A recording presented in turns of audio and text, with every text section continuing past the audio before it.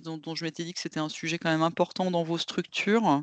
Donc vraiment cible médico-sociale, hein, pas que EHPAD, mais puis quand on se déplace, nous, régulièrement avec Sylvie ou avec, puisqu'on fait de temps en temps des visites d'établissements, soit dans le cadre de gestion d'épidémie, soit dans le cadre d'un peu de diagnostic de prévention du risque infectieux. Et donc voilà, comme d'autres circuits, hein, le linge, et cetera, on voit qu'il y a quand même un certain nombre de sujets sur les déchets. Donc je voulais vraiment faire quelques rappels réglementaires, mais aussi ce qu'on peut trouver comme recours. Je vous ai mis plein de documents à la fin, dans le diaporama et à la fin, des liens pour que vous puissiez vous aussi, de votre côté, avoir des documents de référence. Alors c'est sûrement pas exhaustif, hein, mais ça peut vous donner quelques pistes. Alors, vous rappelez déjà que c'est une problématique quand même très complexe, le déchet, parce qu'il y a pas que le code de la santé publique et loin s'en faut. Il y a le code de l'environnement, il y a le code du travail et chacun a des textes sur les déchets qui n'ont pas forcément été écrits, hem forcément, hein, que c'est toujours ça avec les problématiques comme ça très transversales, ils n'ont pas été complètement coordonnés, donc on peut trouver des choses qui sont parfois difficiles à mettre en œuvre de façon, pratico-pratique dans vos structures. Mais par contre, ne pas oublier que c'est très réglementaire et que c'est pas que le DASRI qui est réglementaire, hein. En fait, on a des obligations, enfin les responsables de structure ont une grosse obligation sur le déchet en général et en sont complètement responsables, quel que soit le type de déchet. Responsable de son émission, jusqu'à son élimination. Donc il faut, pourquoi le déchet c'est un problème? Enfin ça, du coup, j'enfonce vraiment une porte ouverte, hein, mais un déchet par définition, même s'il n'est pas dangereux, souvent un déchet ça peut être sale déjà et ça va, générer une possibilité de contamination de l'environnement, potentiellement des problèmes de santé publique et puis, il y a aussi bien sûr la protection des professionnels qui, j'aime quand même le rappeler, incombe aussi au directeur d'établissement. C'est-à-dire que c'est une responsabilité globale de, protéger tous les professionnels qui travaillent, dans la structure, de tout danger lié à son métier. Et puis, bah, vous êtes pas enfin, vous ignorez évidemment pas qu'il y a un gros sujet de transition écologique aussi. Donc je vous ai mis ce lien, alors, parce que j'ai trouvé que cette note juridique, elle était quand même extrêmement intéressante. Je ne sais pas si elle vous est parvenue par d'autres, voies, mais je vous encourage vraiment à la regarder. Et alors du coup, elle parle vraiment des autres filières et des obligations réglementaires, hein, qui vous incombent et qui vont vous incomber dans les, années à venir, hein, puisque j'ai vu que sur les filières de tri, il y a encore une nouvelle filière qui va se rajouter en 2025. 2025, c'est demain, hein. Donc cette note-là, je vous encourage vraiment, alors pour ceux, je ne sais pas s'il y a des directeurs de structure qui sont présents et ceux qui ne sont pas directeurs de structure à faire passer cette note de la FHF, à vos directions parce que voilà, là c'est du réglementaire et même si ça peut être difficile à mettre en œuvre, en tout cas savoir que, bah, voilà, il y a des obligations qui s'imposent de plus en plus, sur le déchet et sachant que sur le déchet, ce sera vraiment un mantra, je pense, dans l'avenir, c'est que le meilleur déchet, c'est celui qu'on produit pas. Alors évidemment, c'est plus facile à dire qu'à faire, hein, mais c'est sûr qu'il faudra aussi réfléchir en termes de, diminution de production et donc voilà, après ça va être toute l'éco-conception des soins et cetera, mais ça va être dans les années à venir un sujet vraiment majeur dans tous les établissements accueillant du public, et dans toutes les structures de soins, médico-sociales et autres, dans les années à venir. Alors là, je vous l'ai remis, mais on va pas le lire en entier parce qu'il est un petit peu, mais que vous vous rappelez que pour le DASRI, donc je vais faire juste un petit point sur les DASRI, il y a vraiment une définition, dans le code de la santé publique, mais qui, comme beaucoup de textes réglementaires, est assez, enfin, est à la fois précise, mais laisse beaucoup de place à l'interprétation parce que, bah, bien sûr, il y a pas de liste de ce que c'est qu'un DASRI, il y a plutôt une définition très générale et qui, du coup, laisse la place à, votre définition, à vous l'approprier pour décider dans chaque structure de ce qui est DASRI et ce qui n'est pas DASRI. Donc c'est un organisme, qui va pouvoir transmettre une maladie et c'est toute la question, c'est quels sont aujourd'hui les déchets qui peuvent vraiment, transmettre, une pathologie infectieuse, aux autres organismes vivants ou à l'homme. Et alors après, bien sûr, il y a les piquants coupants tranchants, ça c'est vraiment le DASRI sur lequel on ne peut pas transiger, jamais, hein, parce que ça c'est vraiment dangereux pour le coup. Et là, ça doit vraiment être un circuit, très, très maîtrisé, du début à la fin et puis une le matériel adéquat qui est mis à disposition des professionnels au plus près du soin, etc. Enfin, ça, vous connaissez ça normalement très bien. Après, il y a également bien sûr les produits sanguins et les déchets anatomiques. Normalement, vous n'êtes pas concernés au quotidien, en tout cas, dans vos structures. Alors, je vous rappelle aussi qu'il y a ce guide du ministère. Alors ça, c'est un sujet à part entière, puisque c'est un guide qui commence à être un petit peu ancien, qui date donc de 2009, mais qui est toujours d'actualité. C'est ce que m'a reconfirmé l'Agence régionale de santé il n'y a pas longtemps. C'est-à-dire qu'en attendant qu'il y ait la mise à jour qui sorte enfin, parce qu'on l'attend depuis un certain temps, nous et vous sûrement aussi, bah, il reste d'actualité. Même s'il y a des choses dedans qui ont quasiment complètement disparu des pratiques au fil des années. En particulier, ce que vous connaissez la fameuse notion de risque psycho-émotionnel que nous, on a déjà depuis très très longtemps un peu éliminé de notre discours parce que ça semblait quand même un peu excessif, mais néanmoins, voilà, ce guide reste le guide, et c'est un guide quand même qui a quelques défauts, mais qui a quand même beaucoup de qualité parce qu'il est vraiment très complet. Et c'est là que vous allez avoir plein d'infos sur les circuits, les locaux, les formations à respecter aussi pour les professionnels, etc. Donc celui-là, faut vous le garder encore dans vos documents. Et on attend, alors je n'ai pas de date, mais enfin, normalement, ça ne devrait plus trop tarder. Alors, je ne m'engage pas, parce que c'est pas moi qui rédige, hein, mais c'est la Direction générale de la santé. Mais il a vraiment été beaucoup retravaillé, beaucoup discuté. Il y a beaucoup d'échanges sur ce contenu. Et donc, on va finir, j'espère d'ici fin 2024 en tout cas, à finir par avoir une nouvelle version d'un guide ministériel sur les déchets, enfin, sur les dasseries en tout cas. Ah, il y a aussi ce travail, donc beaucoup d'entre vous, en tout cas les hygiénistes, je pense, se connaissent, puisque le CPS Occitanie, il y a déjà quelques années, je dirais 2020 et quelques, 2000, je ne sais plus exactement, a fait tout un travail très approfondi, régional, avec son agence régionale de santé, donc c'est pas un document uniquement CPIAS, sur les déchets, les DAS, donc les déchets issus des activités de soins, donc ça c'est tout déchet, pas que dasserie, et le risque infectieux, qu'est-ce qu'il en est réellement et comment faire la part des choses. Donc vous avez un guide qui est assez bien fait parce qu'il voilà, il refait le point sur justement cette définition, comment l'interpréter. Et puis il y a un diaporama de présentation qui vous fait un peu une synthèse du guide. Et il y a également une grille d'évaluation que vous pouvez utiliser, qui est un tableau Excel, hein, que vous pouvez utiliser pour vous auto-évaluer, hein. C'est un document que vous pouvez vous approprier, qui donne lieu à aucune, voilà, qui vous appartient. Vous pouvez faire, vous, la synthèse de ce qui se passe dans votre structure et vérifier que vous êtes dans les clous et que vous avez bien tout ce qui, voilà, tout votre circuit dasserie, en particulier dasserie, est bien géré. En général, c'est le cas parce que vous avez des prestataires, mais ça redonne aussi une interprétation de la définition du code de la santé publique, donc ça peut être bien d'aller y voir. Nous, c'est un guide sur lequel on s'est beaucoup appuyé, puisque nous-mêmes n'avons pas de documents spécifiques au CPIAS Hauts-de-France sur les déchets et le risque infectieux. Alors, comment trier, nous, notre discours aujourd'hui? Donc on n'est pas les seuls à avoir, hein, qui est également celui qui a été aussi porté par la SF2H, notre société savante, sur une note qu'ils ont fait il y a maintenant l'an dernier ou il y a 2 ans, sur c'est quoi un dasserie finalement. Alors, il y a un truc qui ne fait pas débat, c'est les objets piquants, enfin tout ce qui est objet perforant, piquant, coupant, tranchant. Donc tout ce qui va dans les boîtes jaunes, vous savez, homologuées, etc. Ça, là-dessus, il faut vraiment être hyper rigoureux. Vous savez que c'est extrêmement important alors d'avoir les bons containers, de les mettre à disposition bien sûr des professionnels et aussi de rappeler très régulièrement, surtout avec le turnover que vous avez en général dans vos structures, que ça doit se faire au plus près du geste, que ça ne doit pas rester dans les chambres, que ça ne doit pas être trop rempli. Enfin ça, je ne l'ai pas remis parce que ça, pour moi, on arrive sur la thématique accident exposition au sang et ce n'est pas le sujet du jour.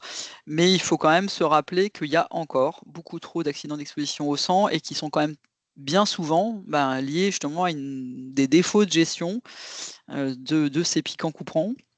Et que ça, là-dessus, il faut vraiment pas hésiter à refaire des formations, de l'information, dans le cadre d'une formation du coup prévention des AES, hein, parce que là, on est vraiment là-dedans et rappeler qu'un des plus gros soucis, c'est la limite de remplissage non respectée, et qui génère des accidents d'exposition au sang en plus assez angoissants puisque on va pas savoir à qui est l'aiguille.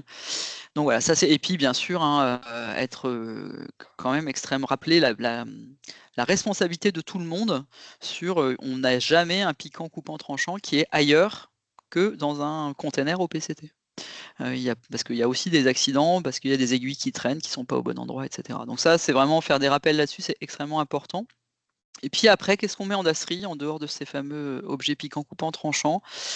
Eh ben, c'est vraiment les diarrhées infectieuses qui vont aller, donc en cas d'épidémie évidemment de gastro, là pour le coup, nous ce qu'on recommande toujours, hein, c'est si possible de passer en sac hydrosoluble pour le linge parce que c'est quand même beaucoup plus simple et puis, si on de passer en dasserie pour tout ce qui est change et protection parce que ça va permettre, quand même une meilleure gestion, une moindre contamination de l'environnement et une moindre, enfin une diminution de la transmission croisée. Tout ça étant évidemment associé à des bonnes pratiques d'entretien de l'environnement, de désinfection, voilà. Quand on est sur des cas de diarrhée infectieuse, là pour le coup, il faut vraiment, augmenter la améliorer les pratiques de bio-nettoyage, et puis comme ça, on va quand même diminuer la charge environnementale de virus en particulier. Et donc, aussi associé à une très bonne qualité d'hygiène des mains, on va pouvoir comme ça diminuer le risque de diffusion du virus. Je dis le virus parce que c'est quand même en général un virus, mais vous pouvez avoir des diarrhées infectieuses d'origine autre, bactérienne, et puis éventuellement Clostridium. Et donc là, vraiment, avoir des sacs dasserie, c'est quand même préférable. Mais voilà, en gros, c'est tout pour ce qui est des dasseries. Et puis, vous rappelez quand même que le tri vraiment est à faire au plus près, hein, c'est vraiment à la source. Et ça, c'est votre procédure. Donc ça, ce que je vous dis, c'est ce que nous, maintenant, on donne comme proposition quand on fait nos formations, etc. Mais voilà, après, ça vous appartient. Vous pouvez avoir une autre position qui ne sera pas plus, enfin, qui n'est pas moins bonne ou meilleure que la nôtre, hein. Vous pouvez décider de mettre plus de choses en dasserie, sachant que quand même, bon, il y a un coût, il y a un coût environnemental et un coût financier aussi. Voilà, donc le reste, ça peut aller en sac noir. Je pense que je dis pas de bêtises, tu compléteras, Sylvie, si tu penses que j'ai oublié quelque chose. Mais voilà, ça semble être vraiment les 2 grands moments où on doit se servir absolument de sacs, jaunes ou de conteneurs, au PCT. Alors les aspects réglementaires, donc j'en ai parlé un petit peu, juste pour aller un tout petit peu un tout petit point de détail. Donc en fait, les producteurs de dasserie, mais en fait les producteurs de déchets, tout déchet en fait, hein, sont responsables de la gestion et l'élimination des déchets qu'ils génèrent. Et ça, c'est dans le code de la santé publique, mais du coup sur les déchets non dasserie, c'est aussi dans le code de l'environnement.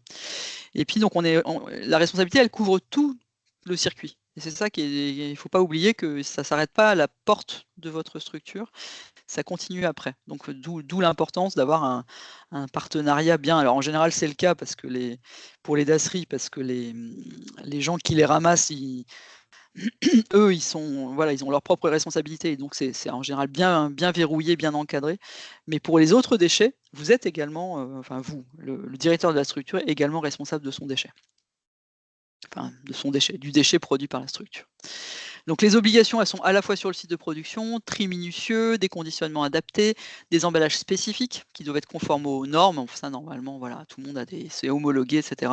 Vous devez avoir une zone d'entreposage spécifique, et cette zone, elle doit respecter des conditions de sécurité et des délais réglementaires d'entreposage, sur lesquels je ne reviens pas en détail parce que ça dépend de la quantité que vous générez.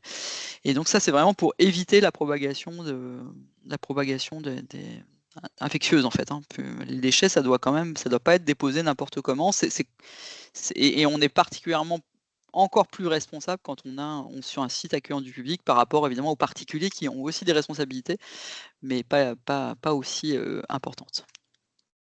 Ensuite, en dehors du site de production, vous devez avoir un transporteur agréé, voilà, il y a un suivi de la filière et vous devez tracer et normalement, vous avez dû savoir ça parce que ça date déjà ça date d'il y a au moins 2 ans, je dirais. Il y a un outil de traçabilité dématérialisé qui s'appelle Track Déchets. Je vous ai mis le lien vers une fiche explicative, qui a été faite par un de nos collègues d'un autre CEPIAS, qui pourra vous être utile si besoin. Alors en fait, en pratique, finalement, si on s'en tient à ce que j'ai dit 2 diapos avant sur, qu'est-ce qu'on met en DASRI et qu'est-ce qu'on met pas en DASRI, bah, vous devriez avoir très peu de DASRI. Alors sauf en période épidémique, hein, mais si je parle en période normale, vous avez très majoritairement des déchets ménagers assimilés, mais n'oubliez pas qu'ils sont également réglementés et c'est souvent là que le bât blesse un peu, c'est-à-dire que la filière DASRI en général, la question c'est juste qu'est-ce qu'on met en DASRI? Il y a des gens qui mettent beaucoup de choses en DASRI, d'autres beaucoup moins et ça, moi j'en avais discuté avec une ingénieure de l'ERS qui m'avait dit qu'en fait, bah, personne n'était en tort d'en mettre beaucoup ou pas beaucoup. Ce qu'il y a, c'est qu'il faut que ce soit argumenté, qu'il y ait une procédure et cetera, mais il y a pas de, il y a des gens qui dépensent plus en DASRI que d'autres, sans qu'aucun n'ait tort, n'ait plus tort que l'autre.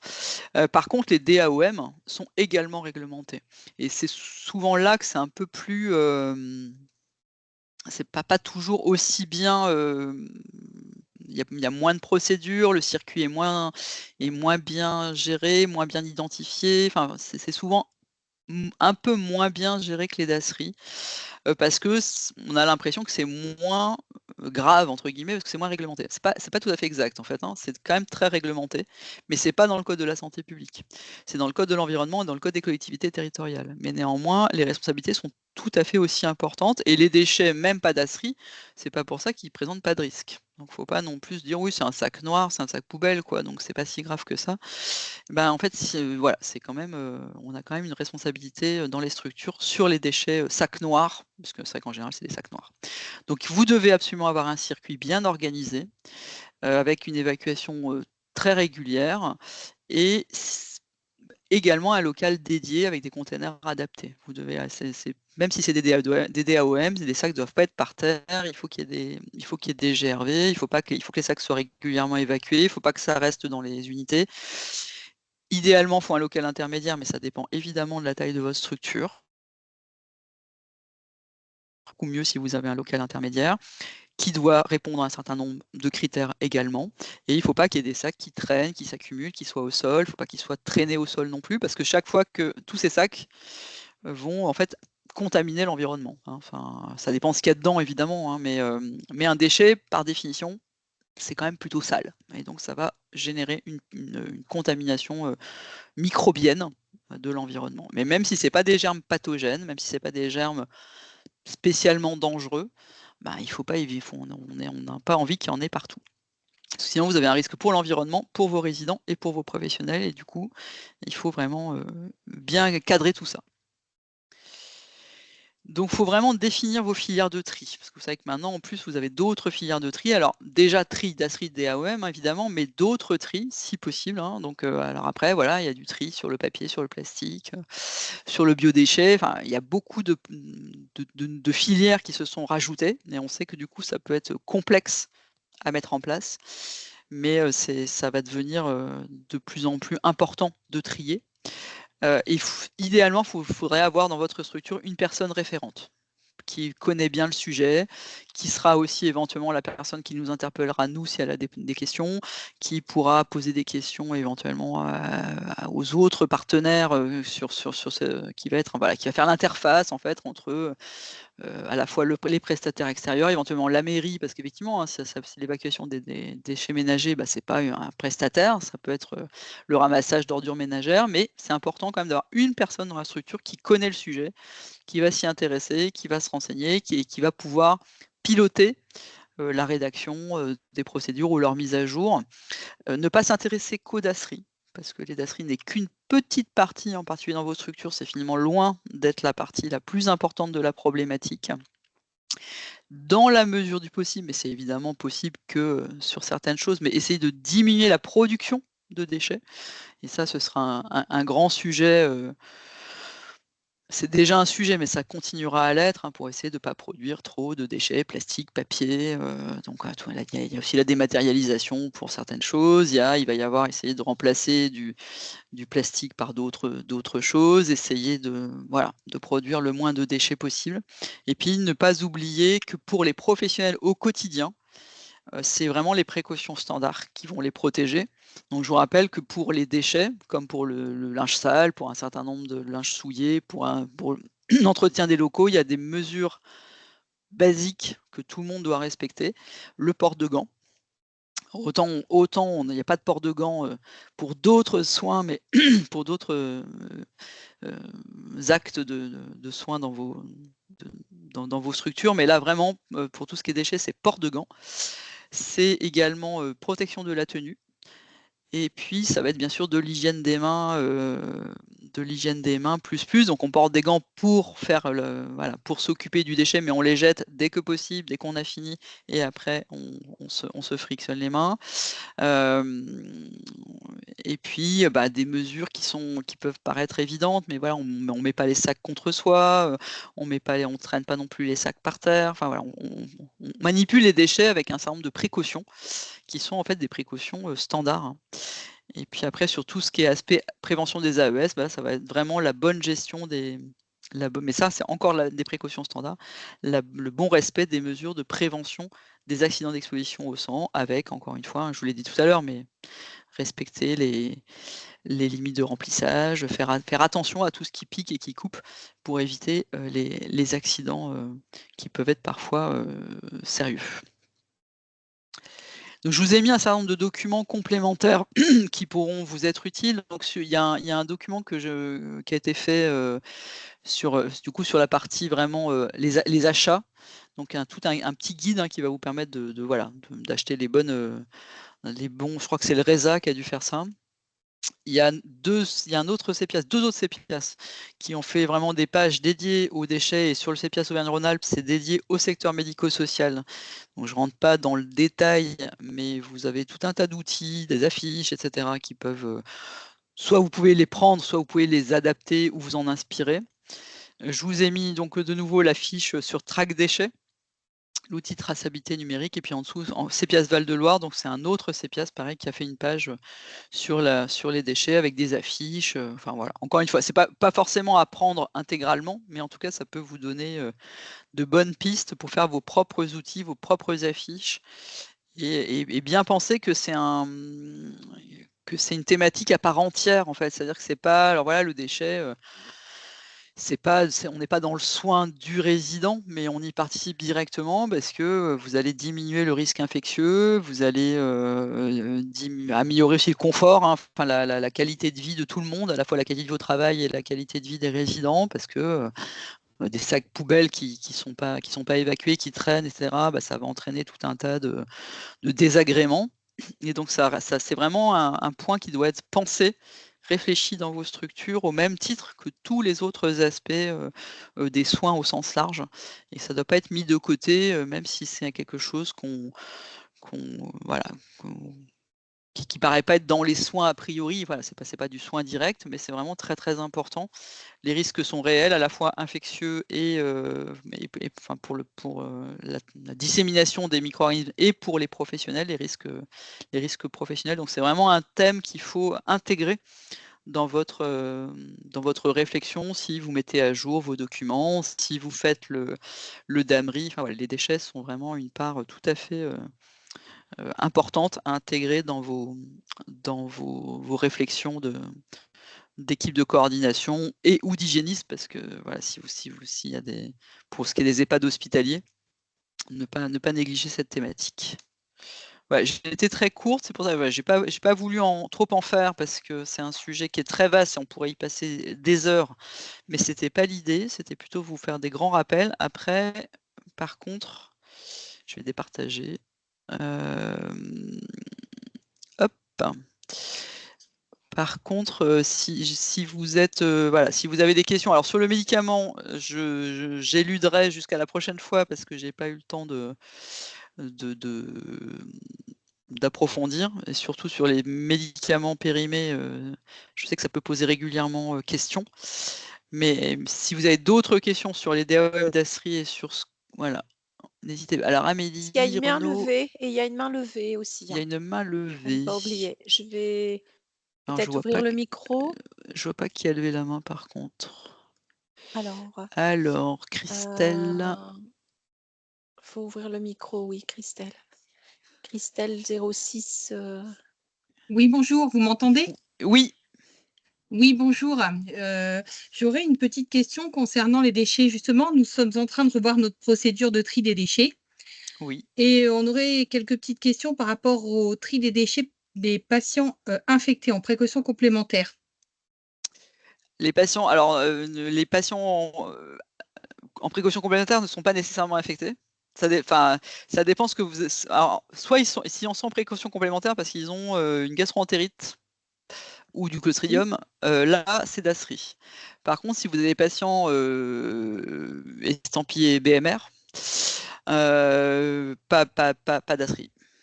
Pas Donc d'Asri parce qu'en fait, BMR et BHRE alors? Non plus.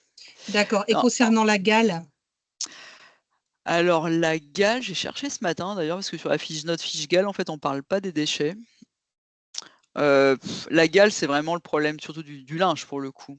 Parce qu'il n'y a pas de transmission. Ça va être. Alors, effectivement, nous, est-ce que nous, on a mis d'Asri dans notre fiche gale? Je suis pas sûr. Mais la transmission, elle va se faire vraiment par l'environnement, mais par l'environnement tissu. C'est pas. C'est une petite bête, quoi. Donc, c'est pas le déchet le problème, hein. C'est vraiment le linge.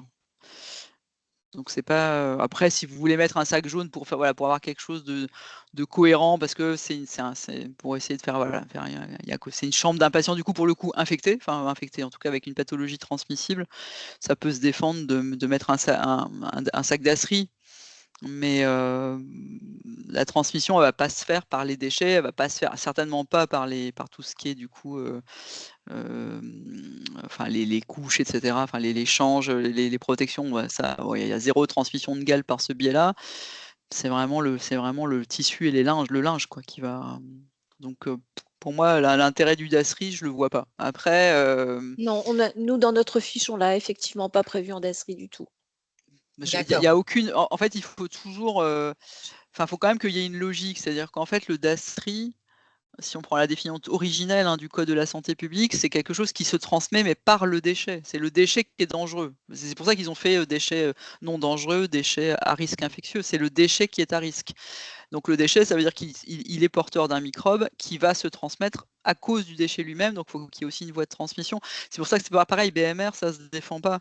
Parce que BMR, en fait, les gens ne sont pas infectés. Les gens sont colonisés par une bactérie, comme probablement au moins 10 ou 15% de la population générale en plus. Donc aujourd'hui, pour moi, c'est pas défendable. On sait qu'on l'a mis à l'époque en DASRI, hein. Je dis pas que voilà, je sais que ça a évolué sur ce plan-là, mais mettre les BMR en DASRI, ça n'a pas de sens. Enfin, à mon avis. Mais on sait que tout le monde n'est pas d'accord là-dessus. J'ai des collègues hygiénistes qui continuent à mettre les déchets des patients en précaution complémentaire BMR en DASRI. Et d'ailleurs, hein, nous, alors je sais que là, pareil, tout le monde ne fait pas pareil, mais nous, nos recommandations pour les patients BMR, c'est de ne pas les mettre en précaution complémentaire en EHPAD, hein. Donc,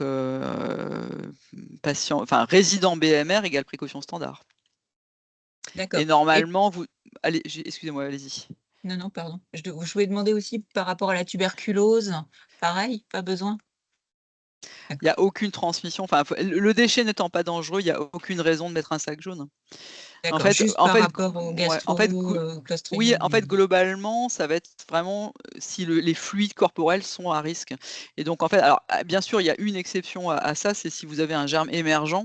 Évidemment, vous avez bien vu avec le Covid. En fait, le Covid ne se transmet pas par les déchets, mais ça, on a mis un certain temps à le comprendre, ou en tout cas très peu, sauf peut-être chez certains qui avaient vraiment une élimination digestive du Covid, enfin du SARS-CoV-2. Mais c'est sûr que s'il y a un nouveau microbe, d'emblée, il sera toujours mis en DASRI. Ça, si demain on a un virus XYZ qui arrive dans quelques années, d'emblée, dans un premier temps, tout sera mis en DASRI, quel que soit le type de symptômes, parce que dans un premier temps, on veut sécuriser. Après, une fois qu'on en sait plus sur le micro-organisme, c'est est-ce que le déchet peut transmettre la maladie ou pas? Et en l'occurrence, oui, un déchet de diarrhée infectieuse, ben, c'est vraiment infectant. C'est-à-dire que les selles de gastroentérite sont pleines de virus, les selles de Clostridium sont pleines de spores. Donc là, le déchet lui-même est vraiment porteur de risques infectieux. Après, sur la BMR, oui, il y a des BMR dans les selles, mais au milieu de milliards d'autres bactéries qui sont pas, et du coup, il n'y a pas d'infection. C'est ça aussi qu'il faut. Voilà. Moi, en tout cas, nous, c'est comme ça aujourd'hui qu'on D'accord, donc l'explique. pour les masques, c'est la même chose alors? Les masques, en fait, ont été mis en DASRI, pareil pour le Covid uniquement tout au début. Mais en fait, il faut toujours, enfin, c'est pas parce que je vous dis qu'il faut pas le mettre en DASRI que le masque il a pas des microbes dessus, évidemment. Mais en fait, pour pour se contaminer vraiment directement avec un masque d'une chambre de quelqu'un qui est en précaution complémentaire, enfin, faudrait vraiment aller se coller le masque du patient sur son propre visage. Enfin, c'est pas un mode de transmission quand même. Il faut pas oublier qu'il y a aussi l'hygiène des mains. Enfin, mais pour autant, bien sûr qu'un masque porté plusieurs heures, n'est pas, propre. Enfin, je veux dire, voilà, il est pas mais dans la vie de tous les enfin, la Je plupart pensais des aux déchets patients, au masque du patient, en précaution complémentaire R, il est gouttelette. pas plus oui, mais il est pas plus contaminé. Enfin, il est contaminé évidemment, mais le masque du soignant qui a un rhume aussi, en fait. Enfin, je veux dire un masque qui est porté par quelqu'un qui a des symptômes, bien sûr qu'il y a des virus dessus. Mais on se contamine pas directement juste en manipulant un masque qui est contaminé. En fait, on va pas, c'est pas de la transmission orofécale. Je veux dire, après, il faudrait vraiment, enfin, tout déchet qui contient des microbes va pas être mis en DASRI parce que tout contient enfin, il y a des virus partout. C'est-à-dire, quand vous jetez un mouchoir, vous venez de vous moucher, vous mettez pas votre mouchoir dans une poubelle DASRI. Vous le mettez dans une poubelle normale, pourtant ce déchet, il est contaminé aussi. Mais, voilà, après, c'est la gestion globale d'un déchet, bah, c'est qu'effectivement, on touche pas une poubelle sans gants, enfin, c'est la gestion normale d'une poubelle normale noire, en fait, une poubelle normale Mmh. noire, sauf si elle contient que du papier, et là, normalement, c'est une filière autre, donc ça devrait pas être en sac noir. Mais c'est sûr qu'un sac noir, ça contient des déchets pourrissables, ça contient des choses qui contiennent des microbes, évidemment. Mais pour autant, ça va pas en DASRI, quoi. Parce que le D'accord. DASRI, c'est le déchet vraiment dangereux, enfin dangereux directement, parce qu'effectivement, et encore, on pourrait discuter, un déchet, je veux dire une couche d'un patient en gastro-entérite, bah oui, il y a des milliards de virus dedans. Et là, on sait que c'est de la D'accord. transmission très, très directe avec les mains, et puis on va contaminer l'environnement surtout. Ce qui est, enfin, le DASRI, c'est vraiment les fluides corporels qui vont vraiment, enfin les fluides, les choses qui vont vraiment contaminer et l'environnement et les mains et qui vont disséminer un risque infectieux euh, très contagieux, quoi. Ah Donc, oui, voilà. Donc en gros, d'accord. les gastro-entérites et bien sûr, si on avait des pathologies qui entraînent, mais bon, vous les aurez pas dans vos structures, quoi, des pathologies émergentes. Normalement, bon, ça arrivera pas directement chez vous. Bon, le Covid, on D'accord. avait bien vu, mais voilà. Moi, c'est comme ça que je donne D'accord. Merci. la division. Oui, allez-y. J'ai une autre petite question, je suis désolée, c'est concernant le circuit des déchets en HAD. Alors, c'est pas notre sujet d'aujourd'hui. Pour moi, en HAD, C'est plus par alors, rapport aux contenants. Si vous voulez, actuellement en place, les déchets sont évacués dans des sacs jaunes, qui sont doublés et évacués dans une caisse dans le même véhicule que les médicaments propres qui sont amenés, avec une petite séparation dans le véhicule. et Dans le coffre, ouais, c'est quel type de déchets, du coup? bah, on peut avoir du DASRI. C'est que du DASRI puisque les DAOM sont évacués par les patients. Bah, en DASRI, oui, c'est su bah, après si votre sac c'est toujours pareil en fait, c'est d'avoir un contenant bien fermé, quoi. C'est-à-dire que après si vous avez un déchet, si vous pensez que ça risque c'est sûr, qu'il ne faut pas que ce soit collé à côté des médicaments propres et de tout ce qui est propre. Faut toujours qu'il y ait une séparation du propre et du sale autant que faire se peut. Même si on sait qu'évidemment c'est plus compliqué dans un coffre de voiture que, dans un Oui, oui, bien sûr. que dans un service de soins, on va vraiment avoir des locaux propres, des locaux sales, mais l'idée est la même. C'est-à-dire qu'effectivement, autant que faire se peut, bah, faut éventuellement soit 2 caisses différentes, soit une caisse avec vraiment une séparation, mais bien quand même suffisamment. Et après, le fait de doubler le sac, effectivement, vous allez doubler la sécurité. Donc c'est une idée plutôt qui me semble comme ça plutôt pertinente, quoi. Après, nous, on n'a pas l'expérience du coup de la pratique, mais oui, essayez toujours de réfléchir en termes de circuit propre salle, même si c'est plus difficile, effectivement, à partir du moment où vous êtes dans le même véhicule, mais ça va pas sauter, quoi, non plus. En fait, si le sac est fermé et en plus, Bah, si vous doublez le sac, ou si vous bah, mettez un sac dans un autre sac en attendant, parce que c'est en attendant que le sac soit complètement rempli, c'est ça? en fait, si vous Ou, voulez, ce qui est problématique, c'est qu'avant, on mettait vous savez, les cartons jaunes de Dasserie.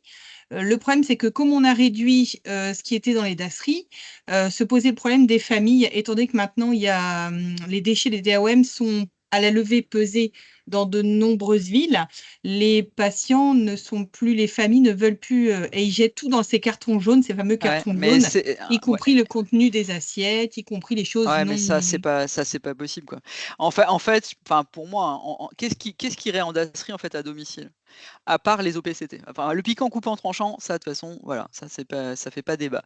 Mais en déchets, en dehors d'une enfin Infectieux. pareil, d'une gastro-entérite, en fait, il y a presque Oui. rien qui va en dasserie, hein. Oui, le Clostridium, les diarrhées infectieuses et puis ce qu'ils peuvent avoir de temps en temps, même assez parfois fréquemment, c'est des déchets, vous savez, remplis de sang, quoi, vraiment, Alors si c'est source vraiment de imprégné, ouais, si c'est vraiment imprégné, c'est vrai imprégné tout et à l'heure je c'est l'ai du pas mis, Dasserie. si c'est imprégné de fluide biologique, bah, la question se pose, mais c'est vrai que nous on avait dit, voilà, s'il y a énormément de sang, si on comprend très bien qu'ils veuillent le mettre en dasserie.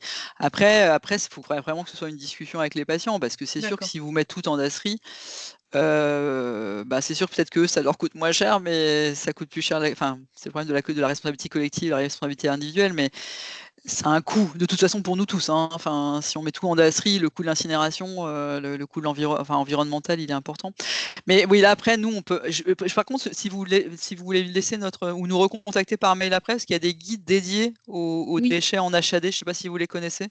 Et oui, après, oui, vous pouvez oui, nous. j'ai regardé un petit peu, Ouais, oui. parce que vous trouverez peut-être des réponses à vos questions. Mais après, c'est vraiment une discussion. Vous pourrez jamais. Enfin, c'est compliqué, hein, obliger les patients, mais essayer de les Non, c'est pour ça que influencer. je voulais votre avis, voir un Mm. petit peu s'il y avait d'autres personnes qui étaient confrontées un peu à ce Ah problème-là. bah, vous n'êtes pas les premiers à nous le dire, hein. Sur l'histoire de la D'accord. pesée, en fait, ça va être de plus en plus problématique parce que de plus en plus de villes, à mon avis, vont passer en pesée, hein, ça c'est sûr, hein, parce que c'est une façon aussi d'influencer, enfin le citoyen, hein, pour qu'il génère moins de déchets. Donc, D'accord. alors il y Alors, avait, il y par avait, il y avait extension, il y a une question, tu ouais, il sais, y avait par des questions dans rapport le chat, par au contre, que je BHR. note. Oui, par rapport au Oui, BHR. alors attends, il y Quelqu'un avait qui une est question. contact, Ouais, attends, il hein, y avait une donc question c'est ce d'Amélie que. avant.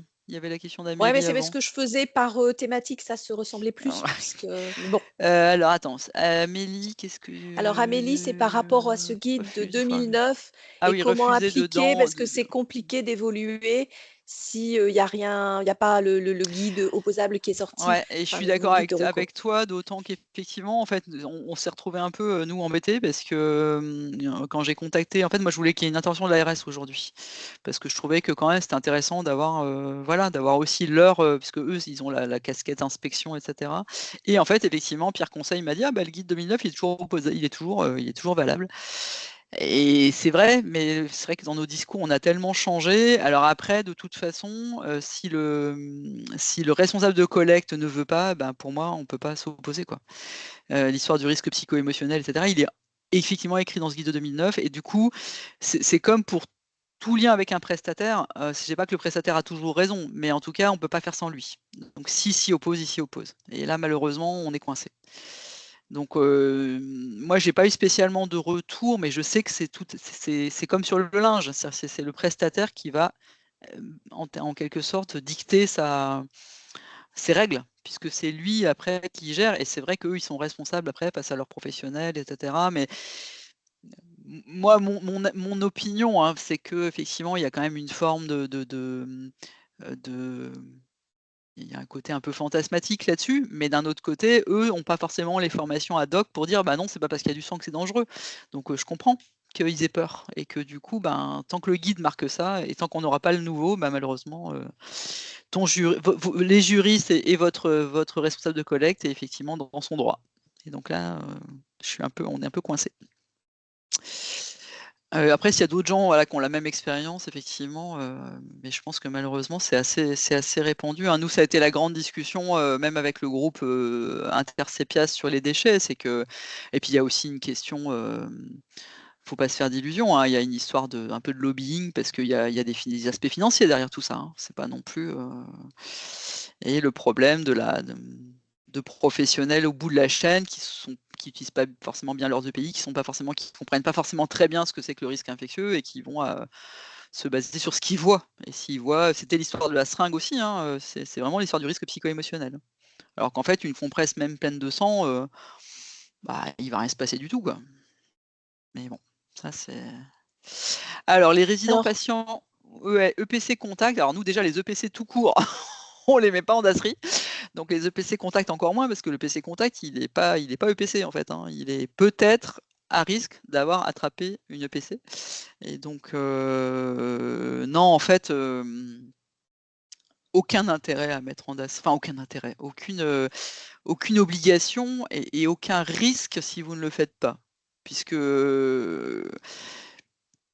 en fait, il est porteur d'une bactérie, un Escherichia coli, enfin, je sais pas quoi, enfin, une bactérie parfaitement banale, qui est porteuse de résistance. Donc effectivement,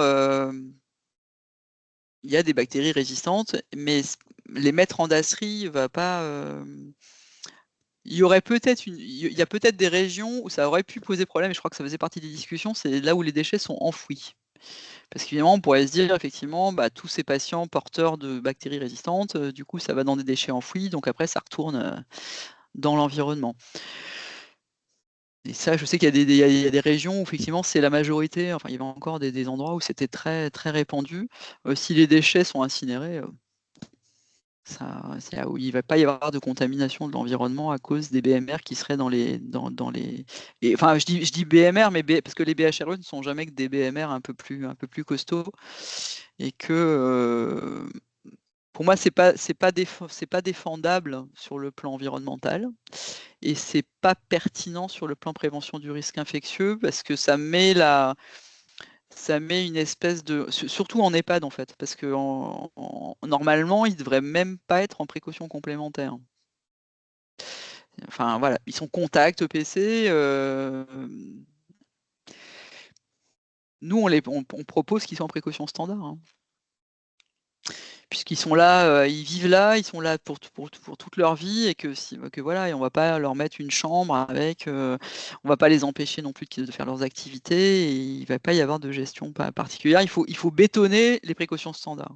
C'est vraiment ça pour moi le fond du sujet. Ce serait plus que tout le monde ait des pratiques de précaution standards extrêmement élevées, vraiment, mais y compris sur les déchets. Hein. Et du coup, voilà, avec ça, on a un bon niveau de prévention et de la dissémination environnementale et de la transmission croisée et de la gestion des déchets en étant vraiment très très bon, plutôt que de rajouter des précautions sur juste quelques résidents qui sont estampillés porteurs au contact, alors qu'aujourd'hui en EHPAD, vous avez probablement au moins 30% de mères, au moins, et un nombre non connu de patients porteurs d'EPC, parce que c'est devenu malheureusement, moi je dis même plus BHRE, hein. Ou alors si c'est BHRE comme endémique, mais pas E comme émergent. Donc voilà, ça c'est un sujet sur lequel nous on est au clair, précaution standard et pas d'ASRI. Alors, excréta des patients sous chimiothérapie. Alors là, on est sur le déchet cytotoxique, que je n'ai pas retravaillé non plus. Sur les thématiques vraiment très comme ça, très spécialisées, je vous propose de si vraiment vous avez des questions, parce que ça, comme j'ai pas revu la législation et là, je préfère pas trop vous donner de recos comme ça là au débeauté, parce que je les connais pas par cœur, à vrai dire. Alors, il y a Marie qui a mis un truc, les définitions suivantes, risque infectieux, déchets de risque infectieux. Ouais, alors les fameux sujets du foyer de multiplication, je sais, qui a beaucoup fait débat, hein, parce que nous, ce qu'on leur avait quand même, ce qu'on avait fait remonter, c'est que c'était pas extrêmement clair, parce que c'est quoi un foyer de multiplication active d'agents biologiques pathogènes? Le tube digestif est un foyer de multiplication active d'agents biologiques non pathogènes. Voilà, c'est toujours le même problème, c'est-à-dire que dans le tube digestif, on a des tas de bactéries qui ne sont pas pathogènes a priori, qui peuvent le devenir. Mais du coup, pour moi, le tube digestif n'est pas un foyer de multiplication d'actifs d'agents biologiques pathogènes. C'est un foyer de multiplication normal de bactéries du tube digestif qui se multiplient toutes les 20 minutes. Mais donc voilà, on en a beaucoup parlé, hein, mais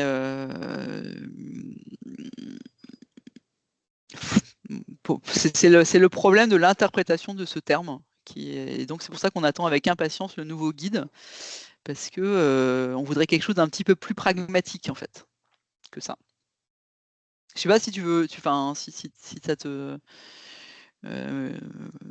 si ça te semble clair, mais nous, foyer de multiplication active d'agents biologiques pathogènes, moi je mets pas les BMR dedans en fait. Sinon, mais la totalité des selles des gens dans des dasseries, puisque en fait le tube digestif est un foyer de multiplication de bactéries, mais c'est pas un foyer de multiplication active d'agents biologiques pathogènes. Par contre, ça correspondrait assez bien à une gastroentérite, à une infection à Clostridium. Parce que là, tu as une multiplication active et suractive d'agents biologiques réellement pathogènes. Donc voilà, moi c'est comme ça qu'on... Mais ça reste une définition qui ne nous permet pas tant que ça de trancher de façon hyper claire, selon moi. Et puis effectivement, on a le fortement imprégné de sang, de sécrétion, d'excrétion, effectivement, si ça risque de couler, c'est vraiment c'est ça le sujet majeur finalement. C'est quand ça risque de couler, de déborder, de fuir, eh ben, il faut avoir quand même des sacs, des sacs hyper bien homologués. Parce que le problème aussi des sacs noirs, hein, c'est attention, c'est qu'il y a sac noir et sac noir, hein. Et donc là, c'est sûr qu'un sac poubelle, qui a tout intérêt à acheter des sacs noirs de bonne qualité. Et l'avantage des sacs jaunes, c'est qu'ils sont homologués. Et que du coup, on est beaucoup plus sûr de maîtriser justement ce risque d'écoulement, etc. Et c'est bien tout l'intérêt des dasseries, c'est ça, hein. Effectivement, le guide du Haut Conseil. D'ailleurs, j'en profite au passage pour dire à ceux qui seraient intéressés, alors c'est plutôt pour les EOH, mais que lors de notre prochaine journée dédiée aux équipes, aux sanitaires, donc aux équipes opérationnelles d'hygiène, on parlera de déchets et on aura un représentant du Haut Conseil. Donc voilà, ça sera peut-être l'occasion de lui poser des questions 17 octobre. Alors, il y a des établissements présents qui peuvent me dire... Alors, la process de médicaments périmés, ouais, je vois que c'est un sujet qui... Bon, on peut se le mettre au programme de la rentrée, hein, je crois qu'on a déjà notre programmation de fête, cela dit. Je crois qu'on va parler d'infections respiratoires aiguës à la rentrée. Alors, dans l'ancien établissement au bloc, il y avait des sacs noirs. Il n'y avait que des sacs noirs pour les déchets. Il faut quand même du jaune, mais pour certaines choses, quoi. Alors, il y a Julie Duchemin qui répond « Médicaments périmés, retour à la PUI et fût jaune à incinérer. » Sac jaune et noir, que faire? Alors, en fait, c'est normal que vous ayez un peu de sac jaune quand même, hein. Mais oui, bien sûr, le personnel va toujours être réticent à changer les pratiques. S'il faut tenter de... Il faut faire de la pédagogie. Je pense qu'il faut... Et après, vous pouvez vous appuyer, vous avez quand même aujourd'hui des leviers qu'on n'avait pas, nous, quand on était jeunes, si je peux le dire comme ça, mais on a un levier, mais il faut pas tout... faut faire attention, hein. Il y a un levier qui est la transition écologique, mais il ne faut pas que ça devienne non plus l'argument à tout va. C'est-à-dire qu'il ne faut pas oublier le risque infectieux non plus. Mais ça peut être... Voilà, il faut essayer de lier les deux. Le risque infectieux, c'est réel, ça existe, mais ça existe aussi. Enfin voilà, c'est pas parce que c'est un sac noir qu'on ne s'en occupe pas correctement. Il faut aussi avoir ce discours-là, c'est-à-dire que le sac jaune, c'est vraiment réservé à du risque infectieux particulier qui est vraiment sur des pathologies, comme on vient de dire. La définition qui a été redonnée par Marie Huige plus haut, c'est vraiment, on a un microbe qui se multiplie très activement et qui est vraiment pathogène. Donc c'est pas tous les microbes. Mais pour autant, dans un sac poubelle normal, c'est pas propre en fait. Et donc on fait attention, on met des gants, on protège sa tenue, on a un local dédié, on évacue les déchets au fur et à mesure. C'est pas parce que c'est un sac noir que c'est rien. C'est quand même un déchet. Et c'est un déchet de soins d'ailleurs, hein, un déchet d'activité de soins. Donc voilà, il faut pas sous-estimer le risque du sac noir. Et c'est pas parce que c'est en sac noir qu'on s'en occupe pas correctement. Donc, et après, voilà, ça l'aspect risque infectieux, bien bétonné sur tout ce qui est OPCT, mais ça, je vais pas revenir dessus. Et après, si les gens sont réticents à changer leur pratique, tout dépend, il faut essayer de savoir pourquoi ils sont réticents. C'est quoi qui les gêne? Il faut déjà essayer de voilà, d'évaluer pourquoi il y a des freins. Qu'est-ce qui fait qu'ils ne veulent pas changer leur pratique? Pourquoi ils ne veulent pas mettre en sac noir ce qu'ils ont toujours mis en sac jaune? Qu'est-ce qui leur fait peur? Enfin voilà, et là, à partir de ça, il faut essayer de discuter. Et après, l'argument pour les encourager, ça peut être aussi, on peut aussi parler un peu d'environnement, de responsabilité économique et sociale, enfin voilà, il faut prendre les deux types d'arguments. Il ne faut pas aller que sur l'argument écologique, hein, parce que c'est pas une bonne idée. Il ne faut pas oublier que le risque infectieux, il existe, mais qu'il est maîtrisé par une bonne application des précautions standards tout le temps en fait. Hein. Et c'est pas de tout mettre en jaune la solution. C'est de bien faire attention qu'un déchet, bah, ça demande une gestion de qualité. Ouais, bah alors que les centres d'enfouissement continu, ça ne me surprend pas tellement et effectivement, ça peut être un frein. Alors, les récapitulatifs des déchets d'ASRI, pas d'ASRI, bah, en réalité, il n'y a pas de tableau récap en fait. Enfin, en tout cas, vous devez en avoir un. La décision appartient à l'établissement, plutôt, je vais le dire comme ça. Et donc, du coup, mon tableau récap à moi, mais moi je ne suis pas responsable de structure, ce serait tout en sac noir sauf. Parce qu'en fait, vous ne pouvez pas faire de liste exhaustive de ce qui va aller en DASRI. C'est quelque chose de plus. Il faut essayer de prendre la définition qu'a donnée le docteur Huige un peu plus tôt, là, essayer de vous l'approprier, vous, dans votre structure, cette définition qui paraît quand même un petit peu complexe de multiplication active de bactéries, enfin de micro-organismes, bah, ça correspondrait à quoi dans vos structures, et vous pouvez décider, mais moi je ne suis pas là pour décider à votre place, que DASRI, sac jaune, c'est les patients, enfin les résidents, pardon, en période épidémique ou qui ont une gastro-entérite avérée ou un clostridium, et ça, voilà, ça c'est sac jaune, ça fait pas un pli. Et après, bah, quelque chose qui va forcément devoir être interprété par les professionnels, c'est quelque chose qui est imprégné de sang ou de liquide biologique. Voilà. Après, ça dépend aussi de vos soins. Quel type de soins? Quelqu'un qui a des crachats très très très purulents, moi je comprends très bien qu'on ne veuille pas le mettre en DAOM et qu'on préfère le mettre en DASRI. Mais ça ne va pas être tous les résidents. Ça va être des résidents dans des situations cliniques un peu particulières quand même. Mais faire une liste exhaustive, ça me paraît difficile. Le discours que moi j'ai porté en tant qu'hygiéniste, ça a toujours été on met tout en sac noir, sauf les protections et les changes des résidents en précaution, enfin ayant une une diarrhée infectieuse, pour le dire, sauf la compresse ou le pansement vraiment sale, etc. Voilà, je sais pas, pansement d'escalier. Enfin voilà, j'ai pas. Ça dépend vraiment des situations que vous rencontrez aussi. Donc c'est plutôt à vous de faire un tableau. Après, il existe des affiches, dans ce que je vous ai mis dans les liens, il y a des tableaux ou des affiches qui donnent justement sac noir, sac jaune. Donc ça, vous pouvez aller voir directement sur les cliquer. J'ai pas voulu tout vous mettre sur les diapos parce que ça aurait été un peu lourd, mais vous avez des affiches qui vous donnent déjà. Alors vous n'êtes pas obligé c'est pas forcément applicable en l'état, mais vous pouvez faire votre propre affiche ou votre propre procédure à partir des documents existants faits par d'autres CPIAS. Et sur les déchets alors après sur les déchets cytotoxiques, il faudra donc ça c'est un sujet qu'il faudra qu'on aborde. Alors, donc si je résume sur ce que vous aimeriez aborder sur une prochaine fois, le médicament, périmé, etc. Et le déchet de patients, enfin de résidents sous chimio. Mais ça, voilà, faudra que ça fasse peut-être l'objet d'un autre webinaire. Alors, le masque utilisé par le patient souffrant d'une infection pulmonaire. Oui, on le mettait en DASRI pendant la crise Covid. Mais dans la crise Covid, on mettait tout en DASRI. Oui, je comprends bien, ils ont pris des habitudes, mais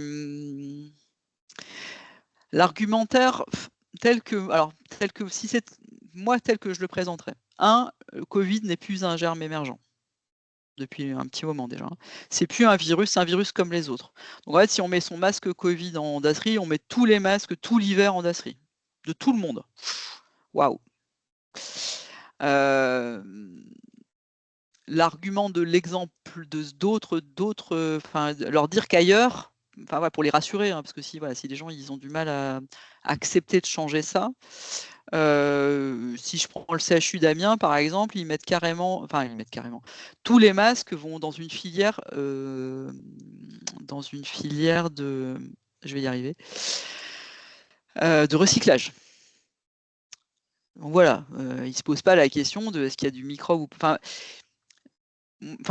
moi, c'est des arguments, ils sont quand même que le Covid, si on fait ça pour Covid, on doit le faire pour tous les autres virus de toutes les pathologies respiratoires.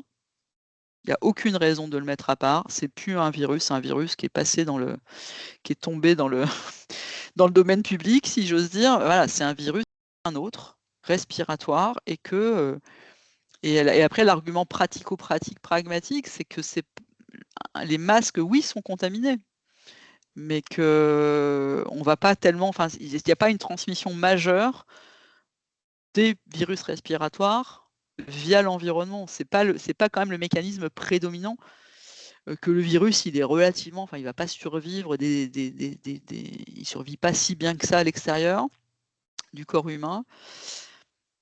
Et quand on ne met pas les masques des patients BK tuberculeux dans des sacs DASRI, donc il n'y a aucune raison de mettre les masques des patients Covid dans des DASRI. Il faut essayer de trouver des arguments comme ça. Pour moi, c'est comme ça que j'essaierai de le vendre, quoi, pour que les gens soient convaincus, et qu'à un moment donné, il faut vraiment qu'on sorte le Covid de notre pensée particulière, en fait. Il a rejoint la grande cohorte des infections respiratoires pour lesquelles on n'a jamais mis, avant la pandémie, les masques en DASRI.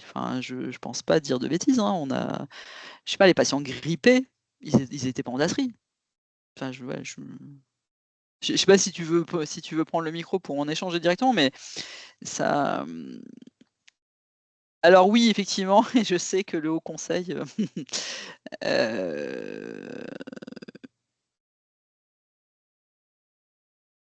Ouais, mais mais effectivement, hein, l'avis du Haut Conseil sur les déchets Covid était pour moi perturbant, parce que en fait, je vois pas pourquoi on ferait différemment pour le Covid. Ouais, mais le Haut Conseil, effectivement, c'est leur avis, leur dernier avis sur les déchets Covid, mais qui était effectivement, qui distinguait en fait deux filières selon, bon. Mais de toute façon, depuis le début, sur le Covid, il y avait quand même des choses qui étaient assez interrogeantes, puisque en fait, ceux qui avaient droit au DASRI, c'était que les établissements de santé. Hein.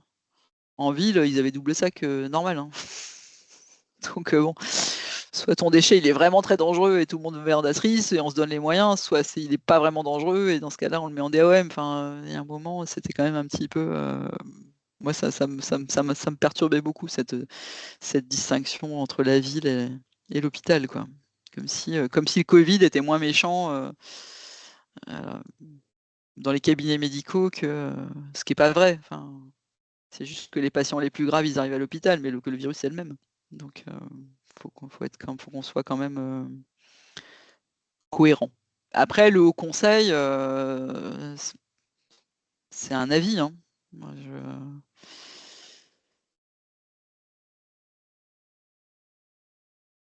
je sais pas ce que dit. On n'a plus de texte réglementaire sur le Covid, donc maintenant il est rentré pour moi dans le domaine des infections respiratoires aiguës. Moi, dans l'avenir, je voudrais ne plus faire de webinaire Covid en fait.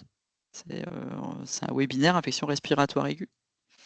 Et du coup, ce sera même démarche pour toute infection respiratoire aiguë, jusqu'au prochain virus émergent, quoi. Je sais pas si ça vous semble un argumentaire recevable pour vous, enfin, que vous pouvez réutiliser, réutiliser dans vos structures.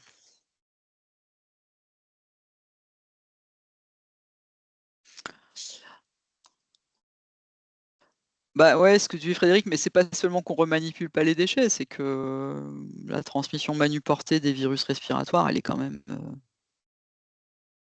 elle existe, mais elle n'est pas majoritaire, hein. Parce qu'on remanipule pas non plus les déchets des diarrhées infectieuses et quand on les met quand même en dasserie. Donc, ouais, c'est vraiment l'argument du mode de transmission, en fait, du type de transmission, enfin de la multiplication active. Enfin, dans ce cas, je pense qu'on peut réutiliser effectivement cette définition de la multiplication active. Enfin, une fois que le virus il est sur le virus sur le masque, il est pas en multiplication active du tout, quoi. Il est plutôt en phase de décès pour lui, pauvre virus. Je sais pas si ça vous semble clair. Après, ça reste de toute façon des décisions. Alors voilà, moi je vous donne ma position argumentée, mais c'est quand même ma position et notre position au CEPIAS. Pour autant, oui, il est 14h effectivement, 14h11 même, mais pour autant, ça appartient à l'établissement et à sa direction en particulier, hein. Donc voilà, je ne dis pas qu'il faut prendre ce que je vous ai dit là et vouloir tout changer. La responsabilité appartient au directeur d'établissement. Donc s'il veut faire autrement, pour une raison ou pour une autre, il en a le droit. Et c'est lui qui en prend la responsabilité de toute façon, donc ça peut se comprendre. Du coup, on se note médicaments et cytotoxiques pour des prochains échanges. Et puis du coup, comme on est déjà en retard, je vous laisse, je vous libère. Et on mettra le diaporama, alors peut-être pas là tout de suite maintenant, mais on mettra le diaporama et le replay sur le site internet du CEPIAS. Et si vous avez des questions, vous pouvez nous contacter directement. Voilà, bon après-midi.